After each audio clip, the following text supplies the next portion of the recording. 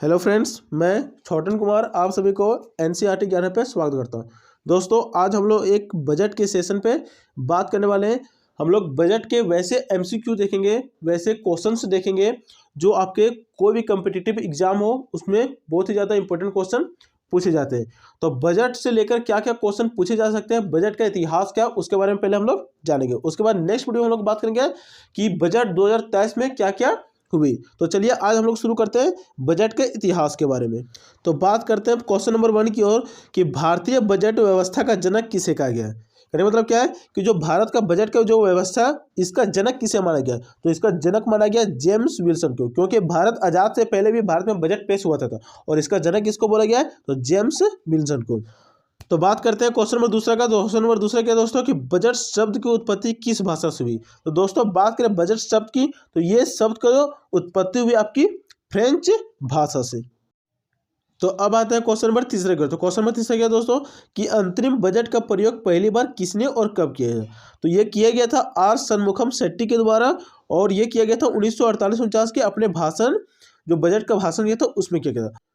तो अब आते हैं क्वेश्चन नंबर 4 की ओर। क्वेश्चन नंबर 4 क्या दोस्तों कि किस वर्ष के बजट को भारत का ब्लैक बजट कहा जाता है।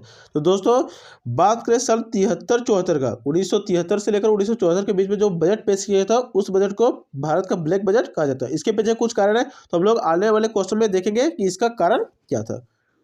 तो अब आते हैं क्वेश्चन नंबर 5 की ओर। क्वेश्चन नंबर 5 क्या दोस्तों कि हमारे देश की पूर्णकालिक महिला वित्त मंत्री कौन बनी है। तो वो आपका निर्मला सीतारमण जी है, जिसने अपना पूरा सेशन कंप्लीट किया है, ठीक है।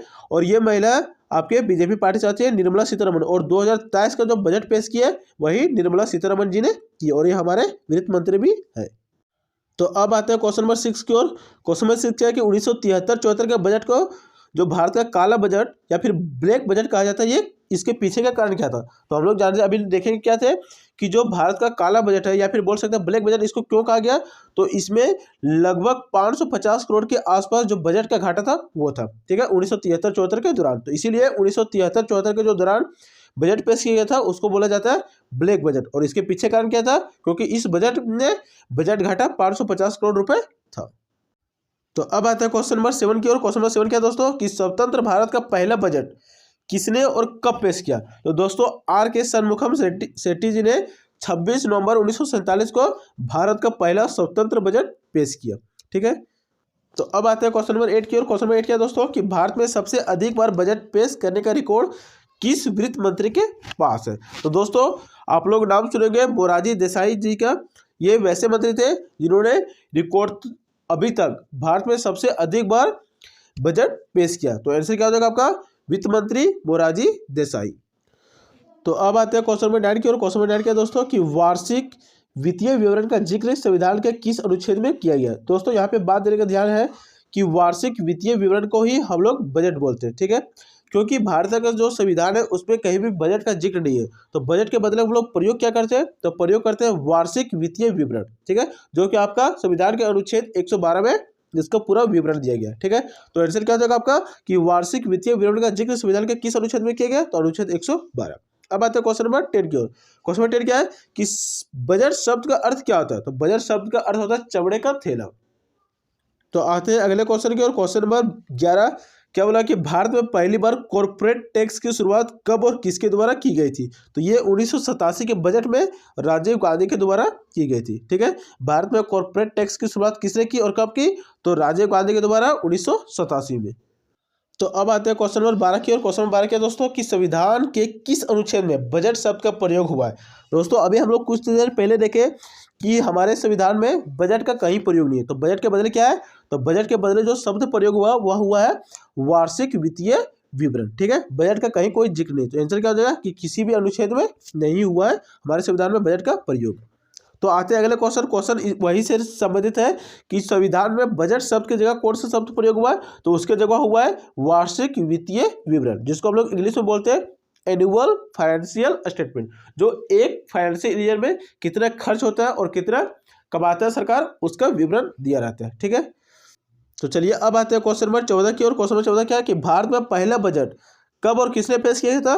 तो ये 18 फरवरी 1860 ईस्वी में ईस्ट इंडिया कंपनी के जेम्स विल्सन ने किया था। भारत में जो जब भारत गुलाम था उस टाइम पे जब बजट पेश हुआ था वो किसने किया था, तो वो किया था जेम्स विल्सन ने, और ये 18 फरवरी 1860 में ईस्ट इंडिया कंपनी ने किया था। तो अब आते हैं अगले क्वेश्चन की ओर। क्वेश्चन ऑफ पता क्या है कि भारत के कितने प्रधानमंत्री ने प्रधानमंत्री के पद में रहते हुए वार्षिक बजट पेश किया है। जनरली होता क्या है दोस्तों कि जो भारत में बजट पेश करते हैं वो करते हैं आपका वित्त मंत्री, लेकिन भारत में कुछ ऐसे भी प्रधानमंत्री हुए जो बजट पेश किए। तो वैसे कौन कौन से प्रधानमंत्री है जो प्रधानमंत्री के पद पर रहते हुए भी बजट पेश किए, तो वो ऐसे 3 प्रधानमंत्री, जिसमें से जवाहरलाल नेहरू, राजीव गांधी और इंदिरा गांधी ने आपके संसद में बजट पेश किए, जबकि वो वित्त मंत्री नहीं थे, तो क्या थे, वे प्रधानमंत्री थे, लेकिन प्रधानमंत्री के पद पे रहते हुए भी बजट पेश किया। तो आते हैं अगले क्वेश्चन। क्वेश्चन नंबर 16 क्या है कि बजट में क्या जानकारी दी जाती है। तो दोस्तों बात करें बजट में की जानकारी ऐसे क्या रहती है, तो बजट में सरकार की कमाई और सरकार का खर्च का पूरा विवरण रहता है कि सरकार एक साल में कितना किस किस योजना पर खर्च करती है और उसका कमाने का आय जो कमाती है पैसा वो कहाँ से उसका पैसा आते हैं, तो बस उसी का विवरण रहता है हमारे बजट में। तो इसी की जानकारी सरकार देती है वित्त मंत्री के सहायता से, और इसका वित्त मंत्रालय पूरा कार्यकाल संभालता है।